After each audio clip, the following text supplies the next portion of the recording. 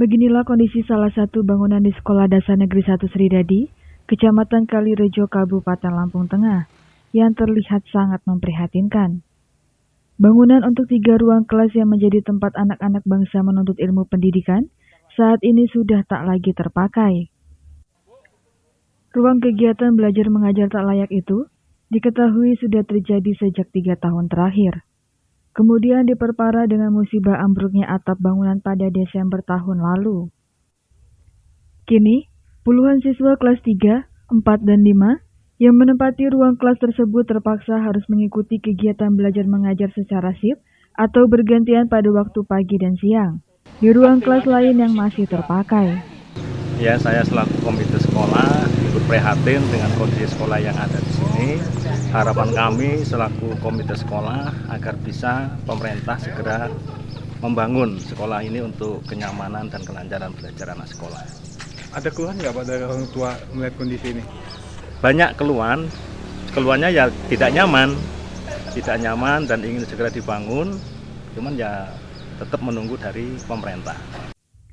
Menanggapi hal itu, Saleh Mukadam, Ketua Komisi 4 DPRD setempat, meminta dinas terkait untuk melakukan tindakan agar rehabilitasi 3 ruang kelas tersebut tahun ini juga dapat segera direalisasikan. Yang jelas terkait masalah sekolah rusak di Kabupaten Lampung Tengah tidak menjadi rahasia umum lagi. Kalau kita bicara masalah anggaran, dari yang paling besar ini kan dana dari DAT, sedangkan APBD kita ini sangat terbatas. Jadi terkait masalah sekolah rusak di wilayah barat, beberapa sekolah, kemudian ada diperuntukkan untuk anggaran perubahan ini akan diperbaikan beberapa RKB. Jadi nanti akan diteruskan di anggaran murni 1 RKB lagi. Jadi karena keterbatasan anggaran Kabupaten Lampung Tengah kita. Jadi berkaitan dengan masalah satuan-satuan pendidikan khususnya pada jenjang SD di Kabupaten Lampung.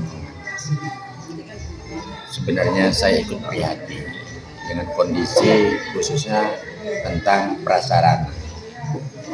Akan tetapi kami berupaya semaksimal mungkin dengan mendorong pertama kepala-kepala satuan pendidikan jenjang SD agar betul-betul di dalam melakukan pembaharuan di dalam data pokok pendidikan itu betul-betul dilakukan dengan benar, sehingga pemerintah pusat khususnya melalui dana alokasi khusus itu nanti sekolah-sekolah itu bisa dilakukan revitalisasi, dalam arti apa yang menjadi kebutuhan satuan pendidikan itu bisa di tahun itu ditanggulangi, ruang kelasnya, ruang gurunya, ruang kepala sekolahnya akan seperti itu. Tetapi dari satuan-satuan pendidikan ini kadang-kadang di dalam melakukan perhitungan khususnya tingkat kerusakan itu masih banyak yang belum paham. Walaupun sebenarnya sudah saya lakukan beberapa kali untuk dilatih bagaimana cara menghitung.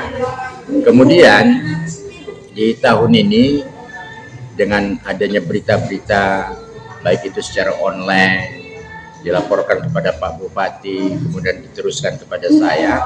Insya Allah kalau yang untuk SD Negeri 1, SD Negeri di Sridadi dan SD 3 ya terbagi besar, dan SD Negeri 3 terbagi besar di tahun ini melalui perubahan, insya Allah tahun ini kita bantu untuk rehabilitasinya. Dari Kabupaten Lampung Tengah, Rian, Saburi TV melaporkan.